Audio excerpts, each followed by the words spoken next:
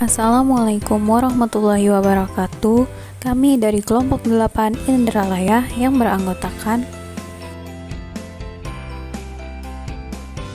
Saya Ayu Agustin dari Pendidikan Kimia Universitas Sriwijaya. Saya Eka Liana Putri dari Prodi Pendidikan Kimia Universitas Sriwijaya. Dan saya Widya Sari dari Prodi Pendidikan Kimia Universitas Sriwijaya. Judul praktikum kali ini adalah Uji Lipid. Tujuan: mahasiswa mampu bertanggung jawab mengelola, mendesain, melaksanakan, dan melaporkan eksperimen uji lipid. Minyak dan lemak adalah salah satu kelompok yang termasuk golongan lipid, yaitu senyawa organik yang terdapat di alam serta tidak larut dalam air, tetapi larut dalam pelarut organik nonpolar, misalnya diethyl ether, kloroform, benzena, dan hidrokarbon. Minyak dan lemak termasuk dalam golongan lipida sederhana. Lipida yang paling sederhana dan paling banyak mengandung asam lemak sebagai unit penyusun adalah triasilgliserol. Triasilgliserol adalah ester dari gliserol dengan 3 molekul asam lemak. Asam lemak adalah asam organik berantai panjang yang mempunyai atom karbon dari 4-24. Asam lemak memiliki gugus karboksil tunggal dan ekor hidrokarbon nonpolar yang panjang. Hal ini membuat kebanyakan lipid bersifat tidak larut dalam air dan tampak berminyak atau berlemak. Alat dan bahan. Prosedur percobaan. Ambil sedikit sampel mentega lalu masukkan ke dalam tabung A.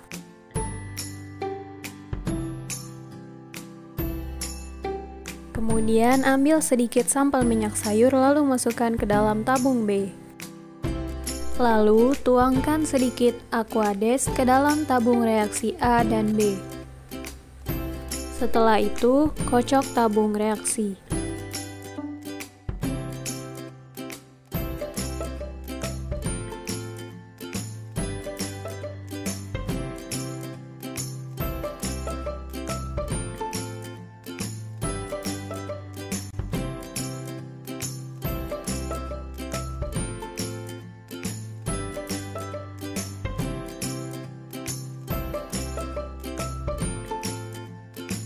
Pada tabung A yang berisi sampel mentega, sampel tidak tercampur dengan aquades, yang menunjukkan bahwa adanya minyak atau lemak dalam sampel.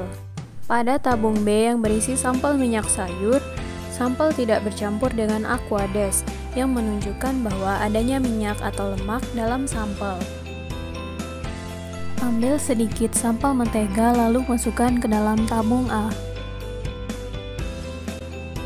Kemudian ambil sedikit sampel minyak lalu masukkan ke dalam tabung B.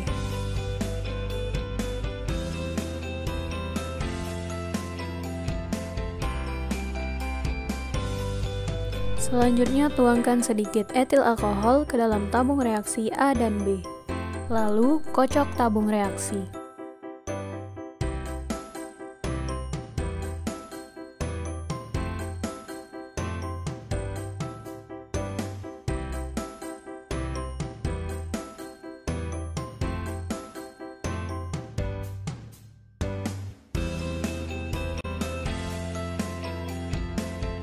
Selanjutnya, panaskan tabung reaksi ke dalam air mendidih.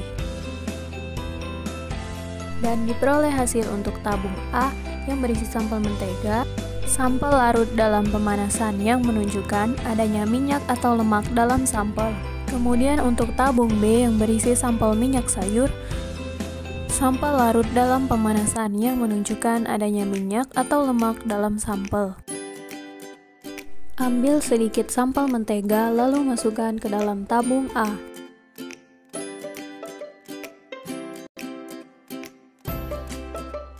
Kemudian ambil sedikit sampel minyak sayur lalu masukkan ke dalam tabung B. Lalu tambahkan sedikit HCl ke dalam tabung reaksi A dan B.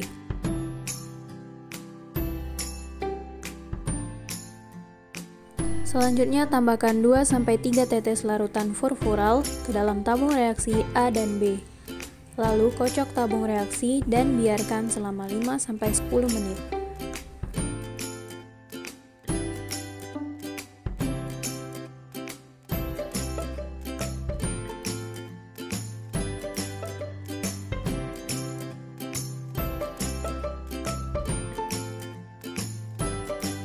Pada tabung A yang berisi sampel mentega, tidak terbentuk lapisan berwarna merah mawar, yang menunjukkan negatif adanya minyak atau lemak dalam sampel.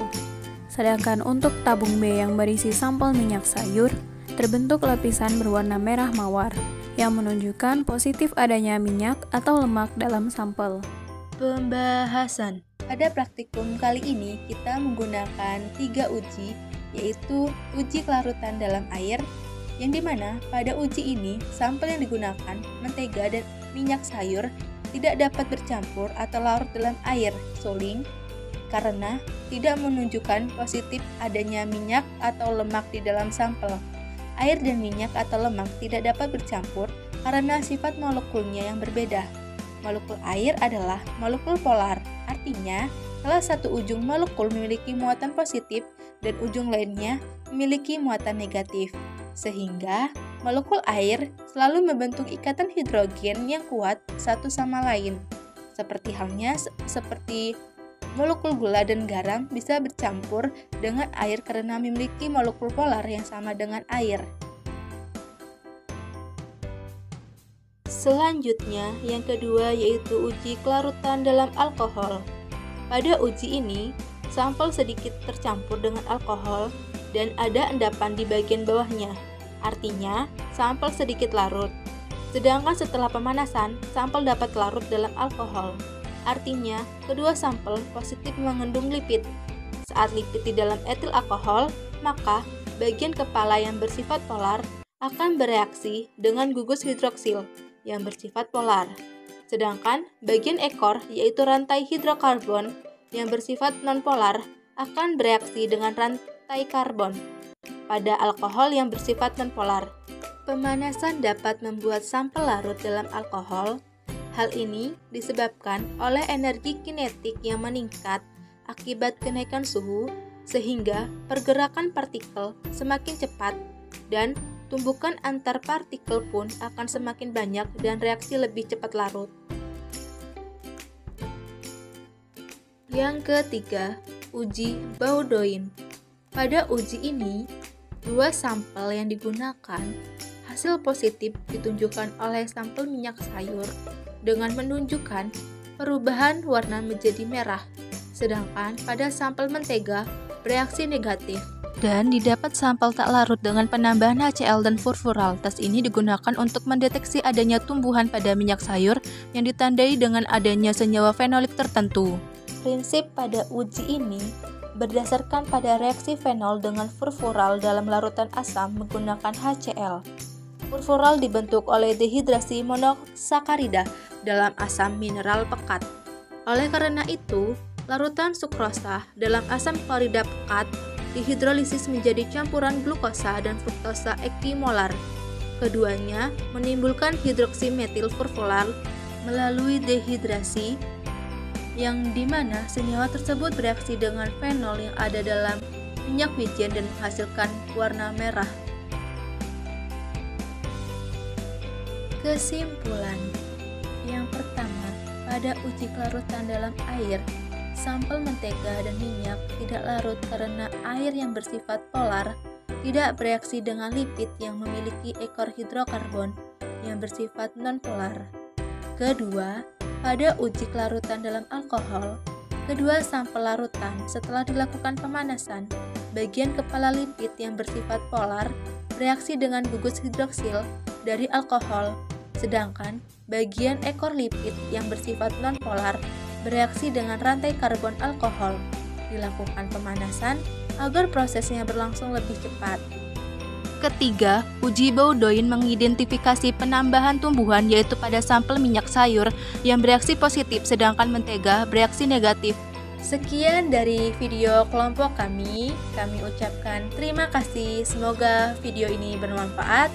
Wassalamualaikum warahmatullahi wabarakatuh.